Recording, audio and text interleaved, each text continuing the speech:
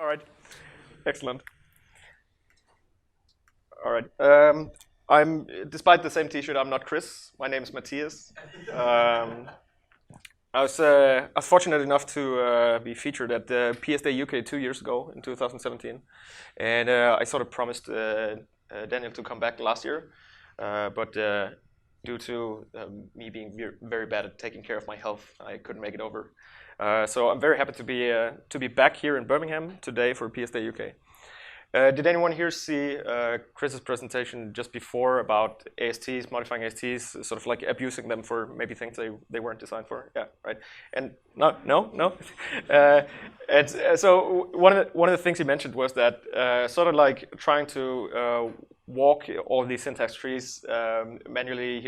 He runs into a bunch of edge cases, and I think he mentioned at the end. Well, the people on the PowerShell team do this all the time, right? They manipulate these abstract syntax trees as part of the language engine. But then again, they're smart people, so probably they've figured something out the rest of us hasn't. So in this talk today called AST Visitors, I'm going to try to demystify what it is that the smart people on the PowerShell team actually do in order to sort of like sensibly turn the AST that comes from the parser into executable code and actually execute it with some guarantees. And also how this design pattern, visitors or AST visitors, is used to aid a lot of the editing tools that we use. So if you use the VS Code extension, if you try to manipulate an AST or search through an AST yourself, or if you use PowerShell IC, you're sort of implicitly using something called AST visitors, and so we're going to have a look at that. Does that sound cool? All right. So I think in the program, this is called AST Visitors Recursive Dependency Injection on Steroids. We're actually not going to go too deeply into recursion or dependency injection, even though we're sort of relying on that. So I will sort of take the freedom to rename this another lesson in grossly oversimplified computer science for the modern sysadmin with IIS reset me. So if you would all take a seat and lean back, we'll try to see if we can make sense of what's going on inside the computers.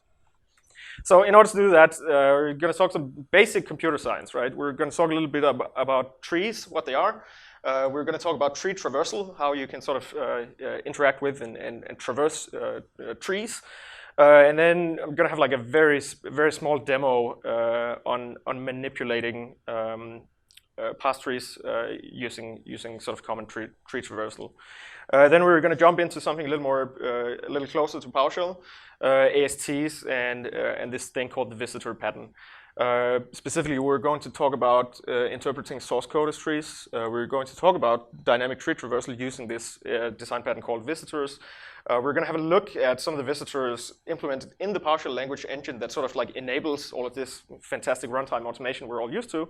And then finally, I'm going to show a PowerShell port of a sample application that was released almost 10 years ago called Measure Script, but that nobody really used because there was a bug in it. And so you could try and run it like in the examples, but it didn't really work.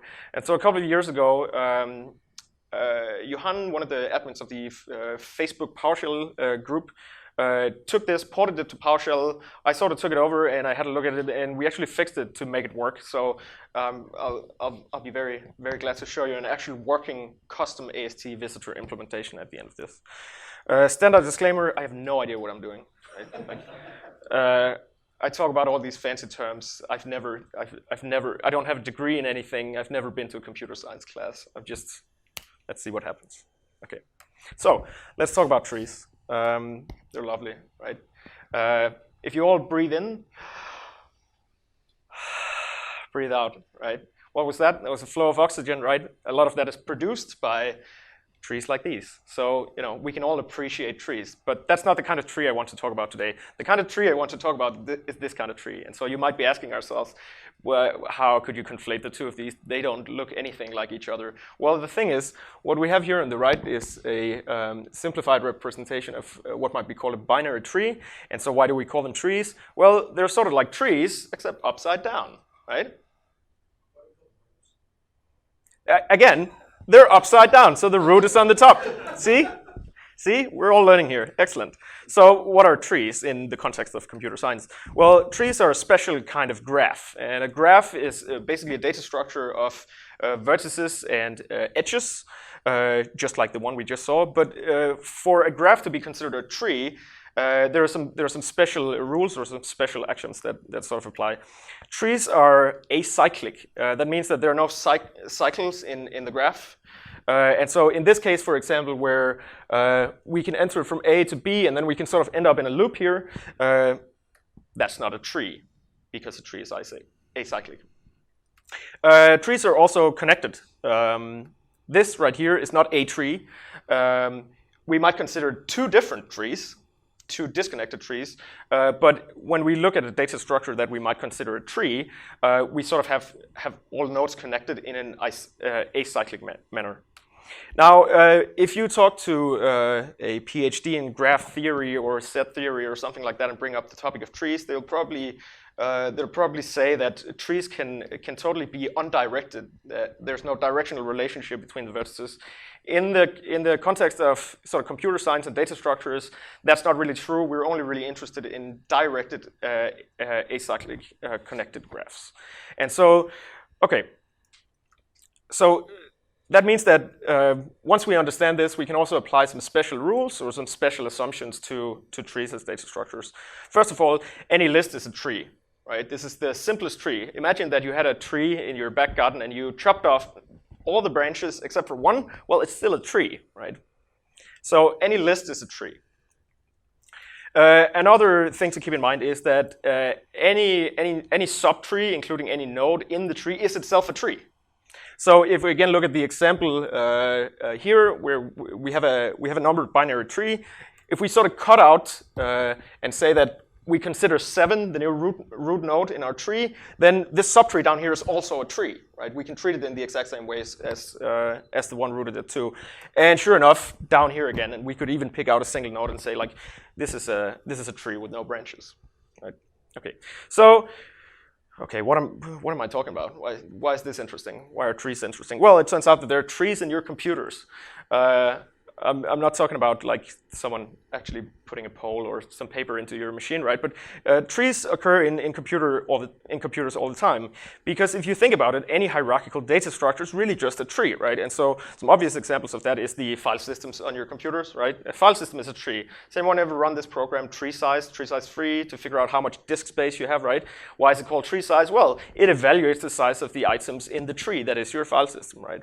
Another obvious example on Windows at least is the registry, right? Another tree right here, another hierarchy. These are sort of simple, right? We have a set of nodes in the tree. They're either leaf nodes, that is, they don't contain anything, or they can contain a further subtree or a further tree. Again, other obvious examples in sort of Windows and Microsoft System Management, Active Directory, all the directory partitions, and even the database gluing together all the naming contexts, all trees, right? And finally, we've probably all worked with Windows.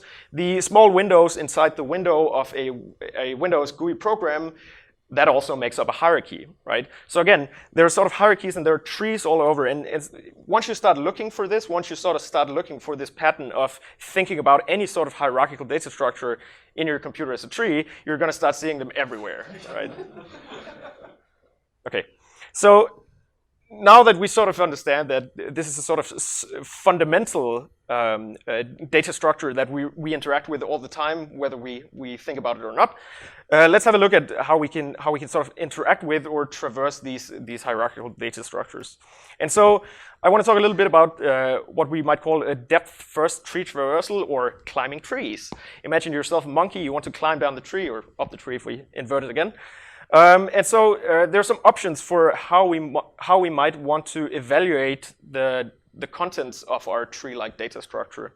And so in sort of very short order, we have something called pre-order evaluation. Sort of daunting having to come up with a graphic that sort of explained this. But it turns out that the Wikipedia article for tree traversal, someone was very nice to put in these explanatory graphics. And so what we're seeing here is that on the very top where we have sort of this square, this is the starting point for sort of traversing this tree and all the data in it. And so if we sort of follow along this path, every single round dot on each node is when we evaluate the contents and maybe output some meaningful statement about the contents of that node in the tree. And so when we do pre-order depth-first tree traversal of a tree, we're going to evaluate the individual node Then we're going to go down to the next level, whatever child node you have under that. We're going to evaluate that and then go further down and so on and so on. For binary trees, like this one right here, where each parent only has at most two children, it makes sense to talk about in-order traversal as well. That is, you evaluate the left-hand child node you have before you go back, evaluate the contents of the parent node, and then go to the right-hand side.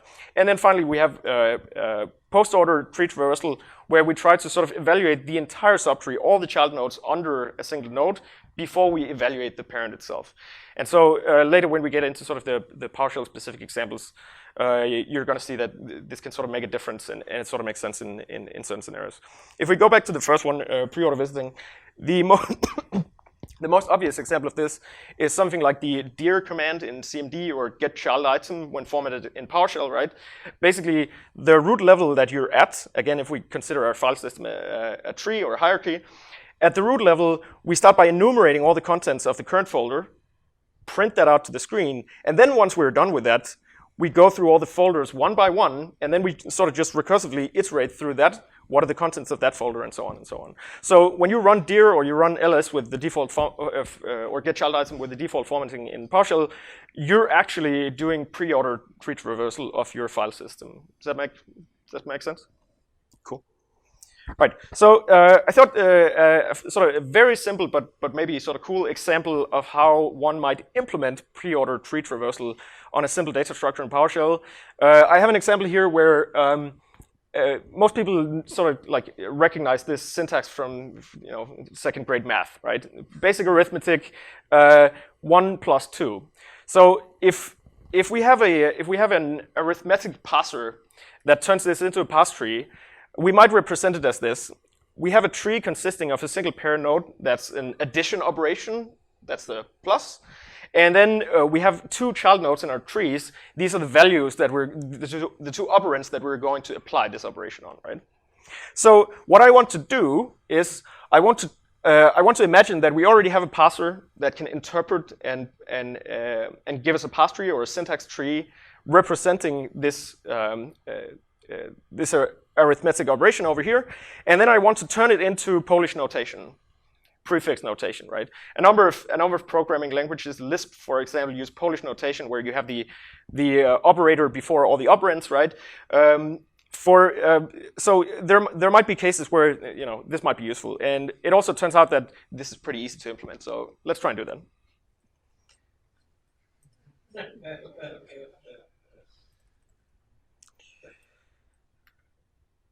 So, what I've done, can you all see the code on the screen? Yeah? Yeah? Okay, so are we all familiar with PowerShell classes? So PowerShell 5.0, we get this ability to sort of implement classes a little bit like in C# or VB.NET. But that is, we can write some PowerShell, and then we can have PowerShell compile that, turn that into a concrete data type that we can then start using in our functions or in our code. And so what I've done here is I've defined a class called bTreeNode. B stands for binary because this is a binary tree.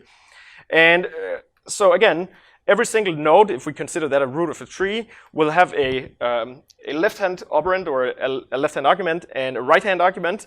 And then it's going to have a value, right? So in the case before, the root level is going to have the value plus because that's the operation that we want to apply.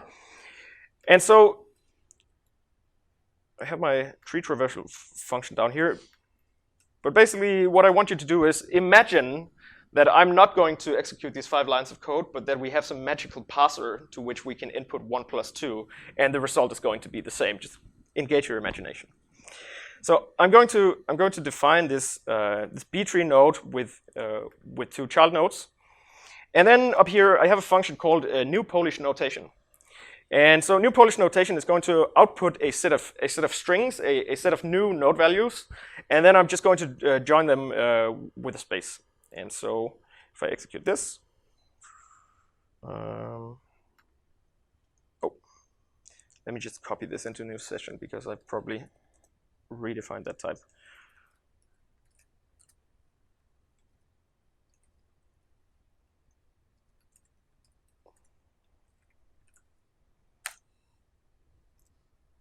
I don't know if you can see down here. I'll make it a little bigger.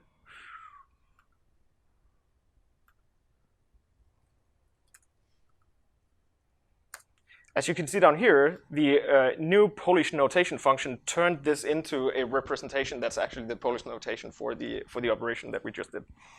And so if we go back and look at the actual code for this, again, as I said, pre-order tree traversal, the algorithm is extremely straightforward.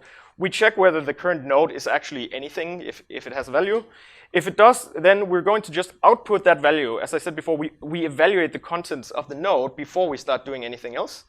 And then we go down and recursively call new Polish notation, again, first on the left-hand node and then on the right-hand node. So, okay, this works just fine with a very simple operation like 1 + 2. But what if we have sort of like a nested expression of some sort? So I'm going to define this instead. So this would be the equivalent of saying 1 plus and then another nested expression of 4 + 5. So if I define this and try my tree traversal function again, it now says +1 + 4, 2. Okay, so it's a bit ambiguous, like where does the next operation start? So now we need some way of sort of like demarking our nested instructions. And so one way of doing it is we could go back here and we could say, you know, let's just output some parentheses here. We every time we evaluate a new node, a new sort of root of an expression, we're just going to wrap it in parentheses. So I'm going to redefine this new Polish notation function, and then I'm going to run this against our nested expression again. And now we can see that, yeah, okay, correctly we can now evaluate all of these in order, but this is sort of ugly, right? Like we don't need all of these parentheses around the values. And so how might we deal with that? Well, one thing we could do is we could go in here and we could do like a couple of if statements, right? So we could say like, if the node's value is not a number, then we assume it's an operator, and so we output our parentheses.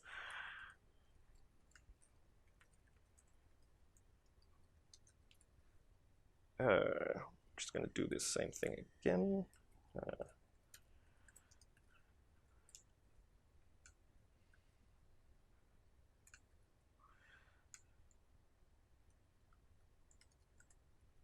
Redefine this function again. Run the operation over our nested expression.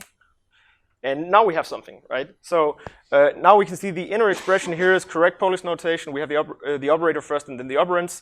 And sure enough, the first one, we have a plus. We have just a value that we want to evaluate. And then we have some nested expression that we need to evaluate before we can evaluate the entire expression.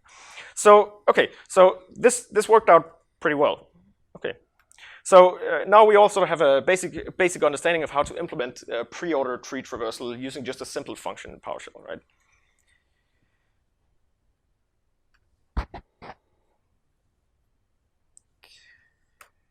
All right.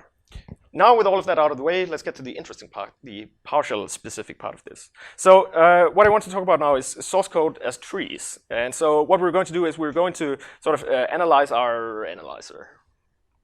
So I'm going to take a piece of code that we just ran, namely a B-tree node, this type here. We call a constructor on it with a single argument. And so what happens if you feed this to PowerShell and try to run this? Well, the first thing that the PowerShell parser is going to do is it's going to create an AST, this abstract syntax tree. And so a statement like this in PowerShell, just bare, is a pipeline. Any bare statement in PowerShell is basically a pipeline. The pipeline itself consists of one or more command expression ASTs. And so the parser will look at this operator right here and say like, I know what that is. That is the static member operator. So we have an invoke member expression AST. The invoke member expression AST type is a subtype of a command expression AST. But the concrete type in this example is the invoke member expression AST. Okay, any invoke member expression AST is going to have sort of three interesting components that we need to look at. It's going to have an expression AST, that would be the left-hand side of the operator. Then it's going to have a command element AST that is going to be immediately following after the operator. And then in parentheses, we're going to have a list of expression ASTs representing the arguments that we're passing to the invoke member operator. So, okay, let's step through this. The parser looks and sees like, oh, this looks like a type literal. So the first expression is a type expression AST. Okay, so far so good. Then on the right-hand side here, immediately following colon, we have the bare word new. Okay, that's a string constant expression AST. And then finally, we evaluate all the arguments, and it turns out that there's just a single also string constant expression AST. The problem with that is, and you probably ran into this as well, Chris, is that if we start evaluating this AST, right, without knowing what the input source code was, we're basically starting from this slide just knowing that the pipeline AST may have some command expression ASTs in there. And there may be 17 different types of ASTs that satisfy the type constraint command expression AST, including the invoke member expression AST type. And so that means that we need to do a lot of like type checking, like I did before in the example with the new Polish notation function. I need to go in and check like, oh, is this the kind of type I'm expecting? Is this the kind of node I'm expecting? Do I need to like do anything with the value in order to make decisions about how I'm going to proceed? And so the big question here becomes, how can we avoid this type of type checking? How can we avoid that we have like 6,000 nested if statements in our scripts when we're trying to evaluate a syntax tree, because nobody's going to read that, right? So a more interesting way of asking this question, I think, is how can we offload type checking to the type system? So the answer to this is simple. The answer is visitors. So the visitor pattern is a design pattern that's been like publicized many years ago. If anyone has read, I can't even remember the title of the book. Exactly, the Gang of Four book, the design patterns book. So this was released in what, the 80s or something like that, or the early 90s, and describes a set of like repeatable software design patterns. One of those in there is the visitor pattern, and the visitor pattern has been described as probably the most convoluted of the design patterns in that book. So I have no illusion that anyone is going to walk away from here saying like, oh, it's easy now. I know exactly how to implement the visitor pattern. But I'm going to sort of like very briefly go over how you can implement the visitor pattern. So first, what you want to do is you want to extend all the data types in your object hierarchy, in your data hierarchy. That could be the AST, for example. You want to extend them with a common accept method. And the accept method, in this case, we implement the accept method in a new parent class called visitable, and then we simply extend all of our tree nodes with the visitable class that we just defined. And the only thing we need here is an accept method that takes as a single argument a visitor. We haven't defined that yet, but we'll get around to that. So we have this accept method that now every single node in our tree is going to have one of these accept methods, and the accept method is always going to accept a parameter of type visitor. And the only thing that this accept method is going to do is it is going to pass itself as an argument to the thing that we just passed as an argument to it. Right? And so this is where sort of like this recursive dependency injection comes into the entire thing. And so if you're sitting there thinking like, what even is this nonsense, then I don't blame you, right? But so this is sort of just the core of it. So with this step right here, sort of adding an accept method that accepts a visitor to all of the nodes in our trees, we've sort of made the basis for being able to use a visitor. And so in order to really take advantage of this pattern, we're going to implement some specific types for the nodes in our tree as well. So I'm going to extend the btree node type with an operator node. This would be the parent node we saw before, the plus or minus if we sort of expand our grammar. And a value node, this would be a constant value, right? So this would be one of the numbers, 1, 5, 2, whatever. And again, they're all extending B-tree nodes, so they're all going to inherit this accept visitor node. And so, okay, what is this? What's that mean? So what is this useful for? Why do I want all of these concrete implementations for node types? And what does this have to do with this accept method? Well, the nice thing is that at this point in time, when the accept method gets executed at runtime, the $this variable is going to resolve to whatever object we pass the visitor to. And the object at runtime knows its own type. So that means that we can actually instruct the visitor on what to do based on the type of object that called it in the first place. And again, we can extend this pattern by simply extending the visitor class that we expect all of our objects in the object hierarchy to accept in the first place. So now we can start implementing all sorts of visitors and all sorts of operations on our object hierarchy without ever modifying it. So this is the last modification we ever need to do to the types that make up our tree or our object hierarchy. Okay, so with that in mind, let's go back to the example we just have, and then we're going to do the same sort of Polish calculator or Polish notation calculator as before, but we're going to implement it as a visitor. So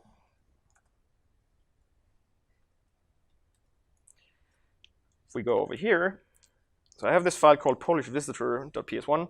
I'm just going to close this for now. So as I said, I've implemented this class called visitable. It is going to be sort of like the parent class of all the nodes in our tree.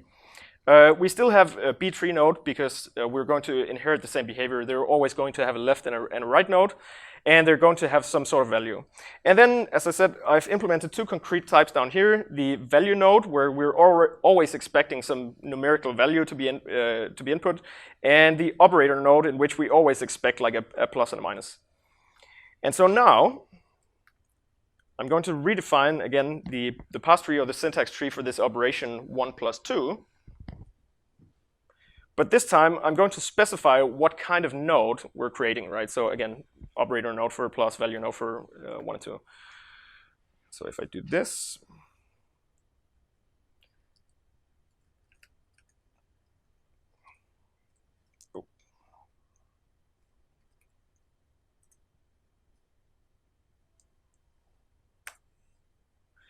now we can see that something is writing visiting operator node plus or visiting value node 1 or visiting value node 2.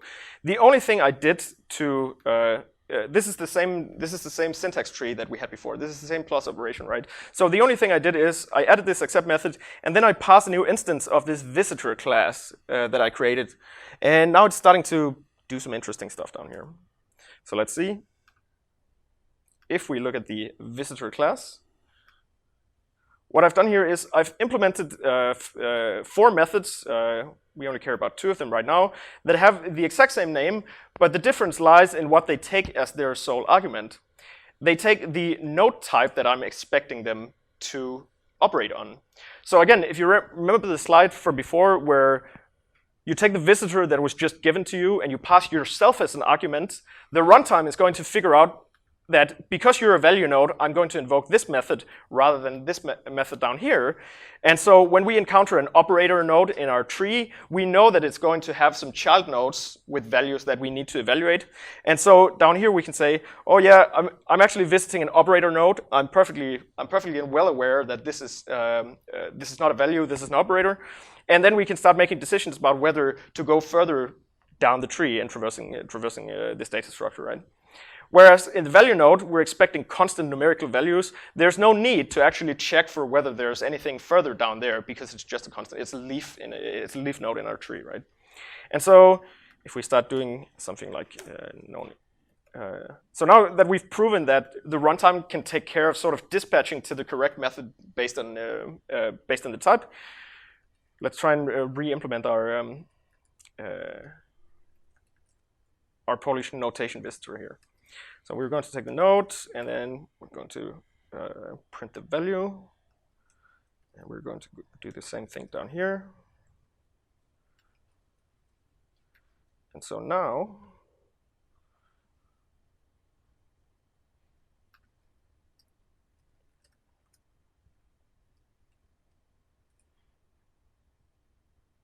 see if this is going to work. Oh, so it printed both of them. So let's try that again. Operation accept visitor new. We don't need to give it a name. And so sure enough, the visitor also figures out how to do this. But now if we need to make the same modification before, where we want parentheses around non-constant values or non-numerical values, if we go back and we say, oh, we only want to do that in the case where it's an operator that we're evaluating. So up here, we simply say, there we go. And then a closing bracket down here.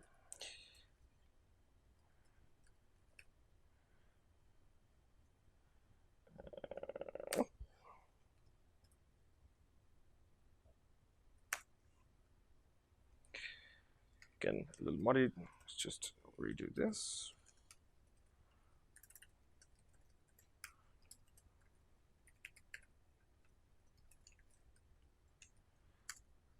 We can see that it correctly encases only the operator nodes or that entire subtree with the parentheses rather than the numbers themselves. All right. So this is pretty nice. Now that we've sort of solved this problem of not having a bunch of like type checking inline in the code that sort of implements the operations that we want to do in our data hierarchy, now we can sort of predictably start reusing this pattern for a bunch of things. And so what I want to talk a little bit about is visitors in PowerShell in system.management.automation.dll. And it turns out that indeed visitors are everywhere. And so I'm just going to make this a little bit bigger. Has anyone here tried to sort of clone the PowerShell core source code from GitHub, open it in Visual Studio or Visual Studio Code, and gotten lost? Yeah, a few people. Okay, anyone who hasn't, I'd suggest you do it, and you will get lost. Here I've cloned the PowerShell.git repo off of GitHub, and I've sort of dug pretty deep into this project called system.management.automation, system.management.automation.dll, this assembly that sort of like contains the entire API that sort of makes up what we consider to be PowerShell, right? And so if we go down here, it might be a little hard to see. There's a folder down here called engine, another folder called parser, and down in this folder called parser is all the parsing bits. So again, when you run a script and PowerShell in the background tries to parse it and make sense of it and see what it can do to execute it, all of that logic is hidden away down in this folder somewhere. And two of the things that are sort of interesting, because this is what the parser produces, is these two files, AST and AST Visitor. And so if we go have a look at AST.cs, there's going to be a base type called AST from which all the other AST nodes, this would be the equivalent of my value node and operator node before, right? That they all inherit from. And so Chris was talking before about how you can take any AST, right, and you can call find or find all, and then have that traverse the entire syntax tree for you, and then give you something back with a predicate. Well, guess how that is implemented? That is implemented using an AST visitor. So if we look at the AST class down here and look at the find and find all functions, you're going to see that it doesn't actually do anything. It just dispatches a call to a static function called AST_searcher.findFirst, or in the case of find all, AST_searcher.findAll. So what is AST searcher? Well, let's go have a look. Well, it turns out that the AST searcher is an AST visitor implementation. So in order for the PowerShell team to sort of like make sure that they cover the entire syntax tree, you know, there's a million, if not a billion possibilities of how you could put your script together, right? And how many nested scripting blocks and so on. So there's no way for us to sit down and say like, oh, I'm only going to search script blocks 3 levels deep and it's probably going to be fine. Nothing's bad. It's going to be, you know, further down. That's not how that works, right? And so the way they solve this problem is by implementing this visitor pattern. And so in the case of this AST searcher, for example, if I think it's defined, it's defined in here, AST visitor, AST searcher. If we go and find the methods that this was all dispatched to, indeed, what you can see that it does, every time you call find, the AST class creates actually a new instance of this AST searcher visitor implementation. And then the name is a little bit different because of some different design considerations internally in PowerShell. But this is basically the equivalent of what we were doing before, right? The AST calls a visit on itself and injects this searcher. And so if we go back to the AST searcher, we're going to see that internal visit, again, resolves to a call, to an accept call on the thing that just accepted it. And then finally, it traverses this tree and then returns all of these results for us.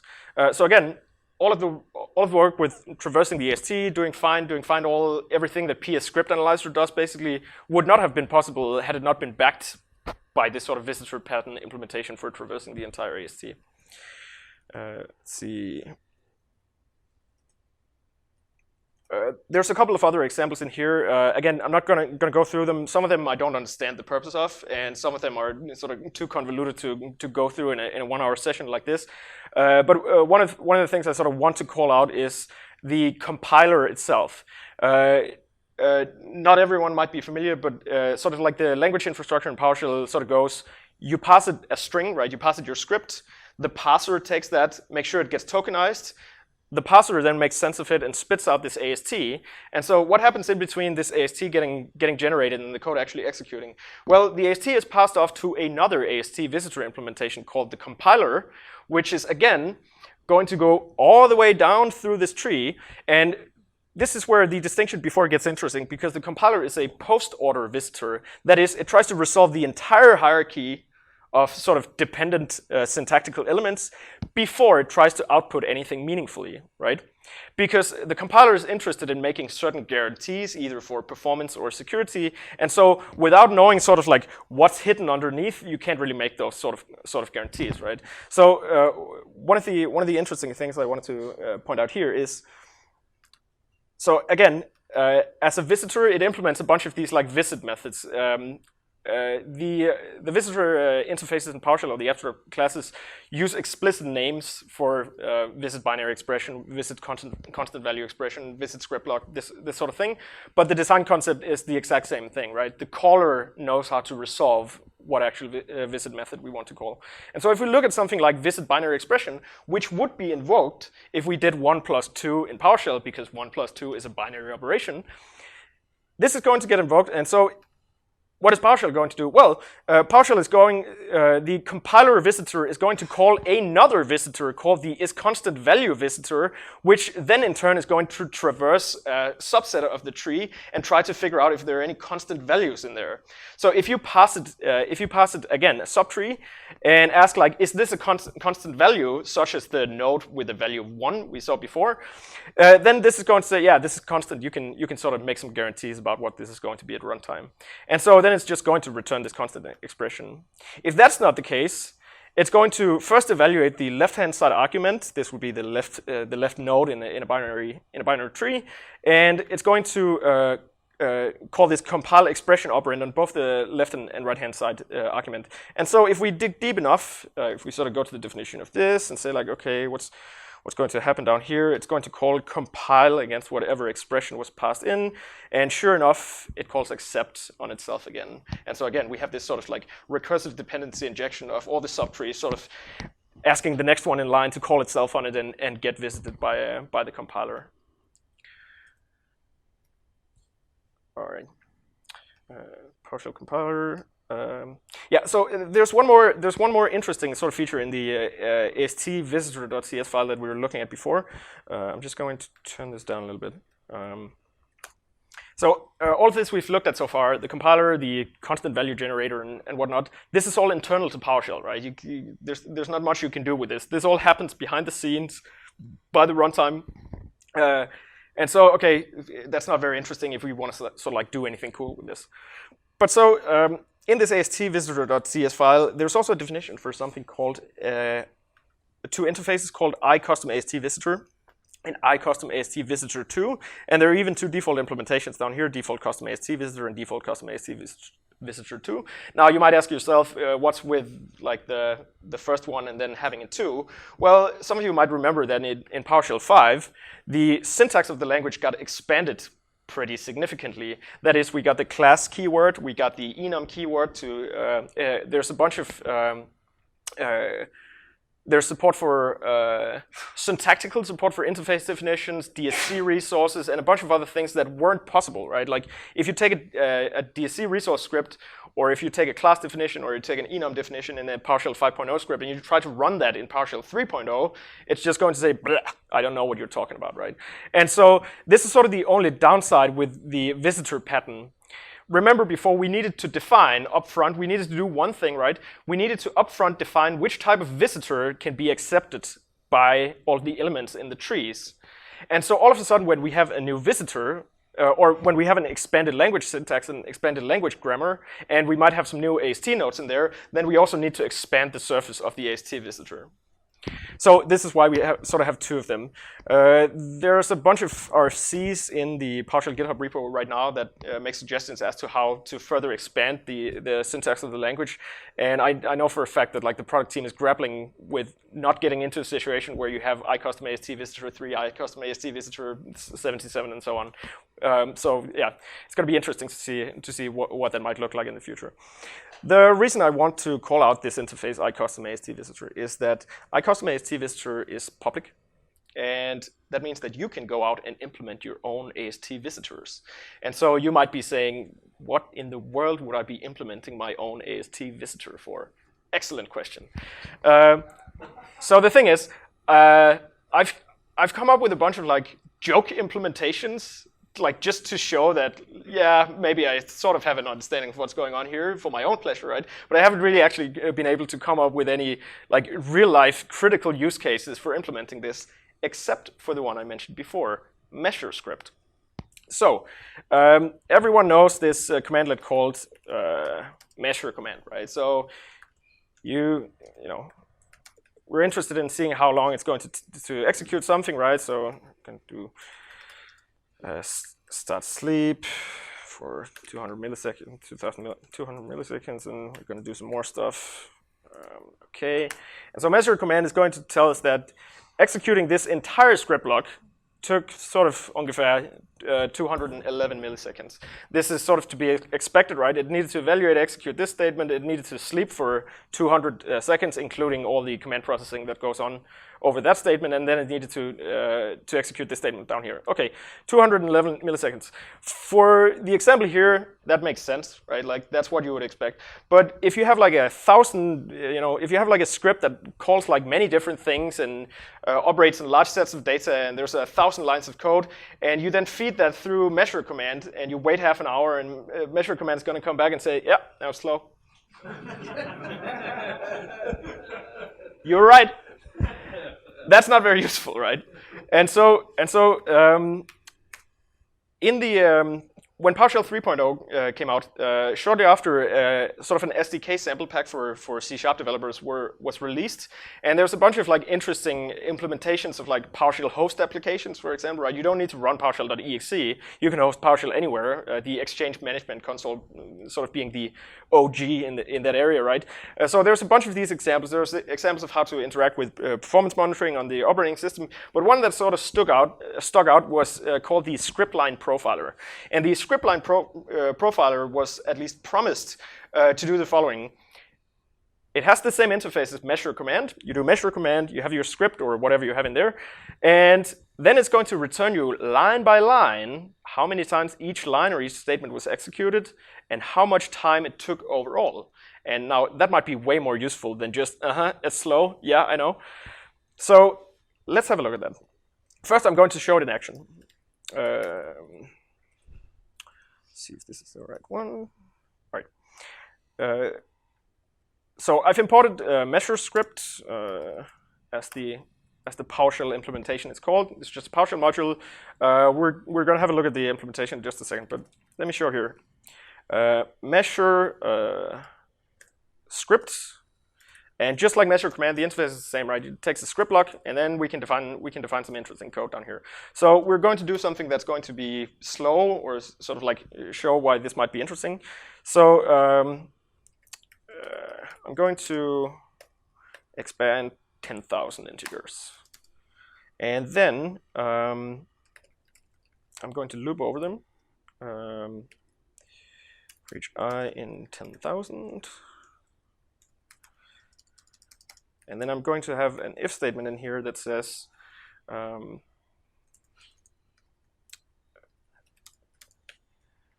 okay, so I have 10,000 integers. I have an empty array, and then I have an if statement inside the for each loop where I'm looping over the 10,000 integers, and I'm just going to check if the array contains whatever whatever the value of I is right now. If it doesn't contain that, we're going to add it to the array. Obviously, this is nonsensical, right? But sort of just to show the power of measure script. So if the array doesn't already contain the value that we're currently iterating over, we're going to add it to the array with the plus equals operator. If you've spent some time with PowerShell, you know that this is probably a pretty bad idea, and this is also exactly why I took this example, right? So I'm just going to hit enter and then see what happens. So it's going to run our slow, terrible code, and then hopefully, interesting. So what we see here is we have the line number, right, for the script block that we just passed in. This line break right here means that we sort of have like a trailing line, but it's not that important. But what we see here is that this statement right here, this line, was executed exactly once, for a total of, what is that, 8 milliseconds, right? This statement on line 3 was executed exactly once for 1.3 milliseconds. But down here, where we do this terribly slow array add operation, we can see that over 10,000 executions, it took almost 3 seconds to execute, right? And so if you ran measure command against this, again, it's just going to take 3 seconds, and you're not going to be any wiser. But in this case, it's actually going to point out to you that this statement down here, this assignment statement, is going to be extremely slow because we're using we're using the addition operator on an array, which means that the array needs to get resized. And so, okay, this is a little more useful than measure command, right? So let's have a look at how that's implemented, and you probably know the answer to this already. So I'm going to switch over to VS Code, and as I said, it only has a single function. Again, this is part of this script line profiler sample that you can find on online or in the PowerShell 3.0 SDK, and it's not so interesting, but basically what we do down here is, if you pass a file to it, we're just going to read that into a script block that we're going to pass off. But here's where it gets interesting, right? We recreate the script block that we want to measure. Then we create something called a profiler. And the only argument we send to it is the extent, so the actual text, the textual representation of the source code of the AST that we just passed to it. And then finally, we create a visitor, an AST visitor.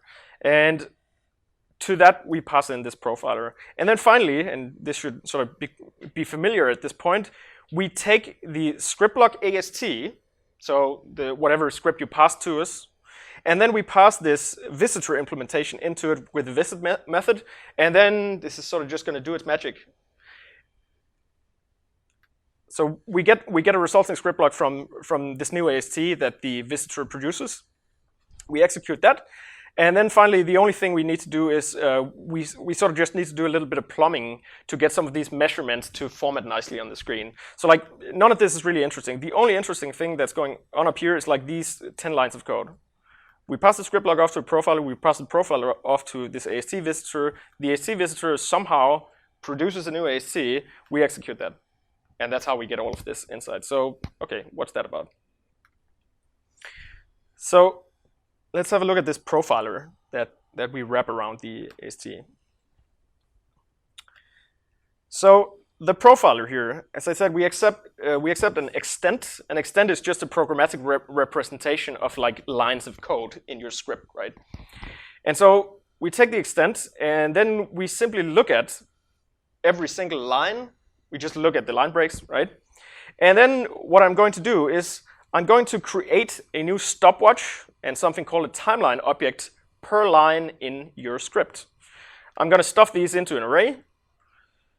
And then, I'm creating new instances of stopwatches and timelines. So now, per line in your input script, I'm going to have a distinct stopwatch and a distinct timeline object. Okay, and then I'm going to expose two methods down here. One called start line, which will start the stopwatch that's associated with a specific line in your script, and then an end line that stops the stopwatch.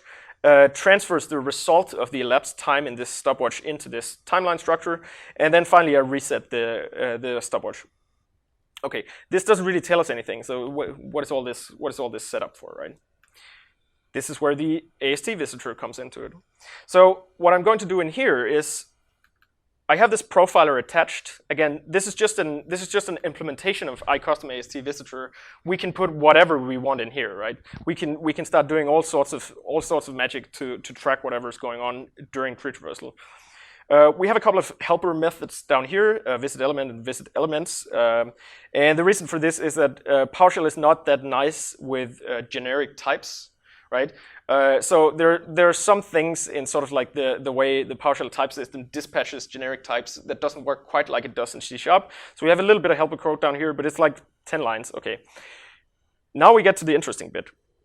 Every time we call visit statements, so again, if you remember the AST example from before, we have some data type where we expect that one of its nodes is a list of statements. Every time we encounter a statement, and again, we can tell simply by the fact that visit statements was called.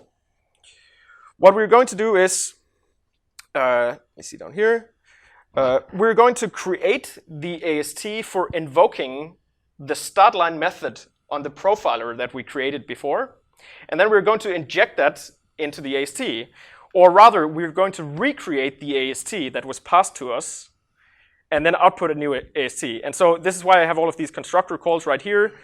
I need some way of injecting a reference to the profiler. I need a way of injecting a reference to the method call, and I need a way of wrapping the existing code so that it actually executes, right? So what I'm effectively doing is I'm taking your code that might look like this, right? 1 plus 2. And by the time I've munched it through my AST visitor, what you get back is an AST corresponding to this code, profiler start line, 1 plus 2, and profiler stop line.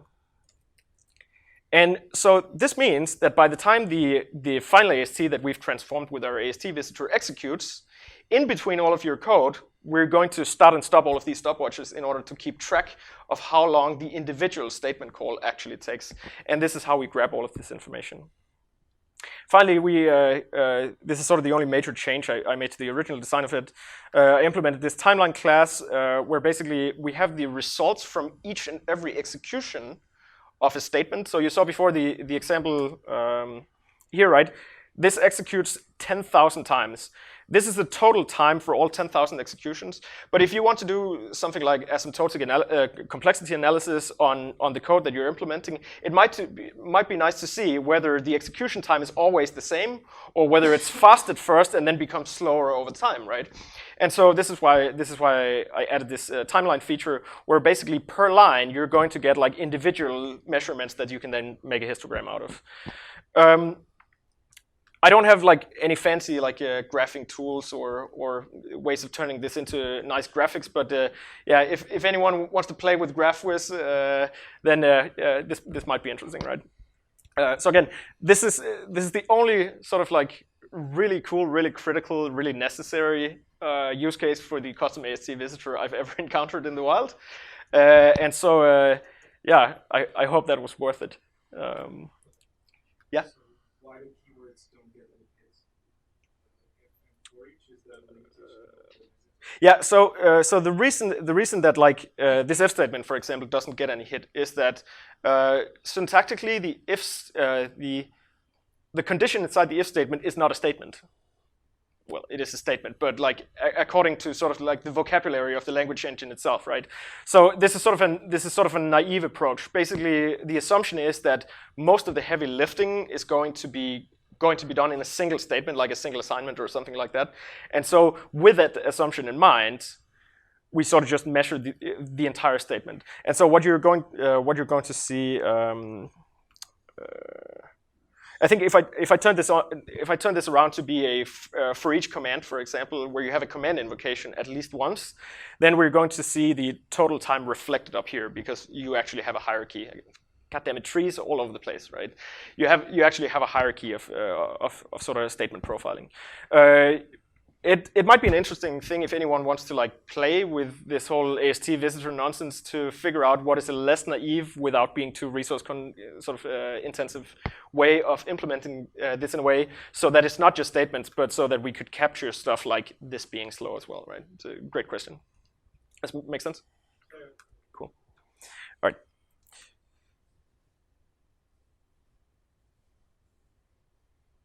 It always makes people laugh. So in summary, I don't really have anything too inspiring to say other than trees abound, right? Like look around, you're gonna see trees everywhere. Visitors allow for sort of flexible tree traversal, right? As I sort of tried to say before, once we extend the types of nodes in our tree or in our object hierarchy once, we never need to touch them again. And so this is sort of like this is nice object-oriented programming design, right? Visitors allow for complex object hierarchies, right? Again, your script, if you consider the AST, right, it might be many levels deep. It might be more complex than Jeffrey Snover might have ever dreamed up. But we can overcome this complexity by sort of like following this recursive pattern of injecting ourselves and then having the nodes in our object hierarchies call back with our identity. Oh yeah, I'm one behind. They are sort of a bit convoluted, right? I think the measure script class or the AST visitor class in the measure script module is around 600 lines of code. Most of it is fluff, but like if you sit on a Saturday afternoon, it's like, oh, let me get a fun new side project up and running. You don't want to write 700 lines of craft with the added complexity of trying to sort of spin your head around this as well. Well, you need them? Yeah, absolutely, right? Like, and again, we use AST visitors all the time whenever we're inspecting something like AST with .find or find all, or just using PS script analyzer, right? All of this is sort of implementing these patterns in the background. Will you need to implement your own? Probably not, right? Any questions? Can you run it to see if that actually tells you if just to prove that your extra objects just say 1,000 times if it gives you something. Sorry. Sure. So I'm just trying to figure. What are you trying to say? The example I gave. I want you to prove that you added it to the actual syntax tree and it executes. Oh yeah, no. So that's not reflected in the new AST. Goddammit. Best question of the day. Yeah, no. I don't think. Right here, I can actually reflect against it and show that. Just say no, it's fine. Come to me at the bar. Like, any other annoying questions?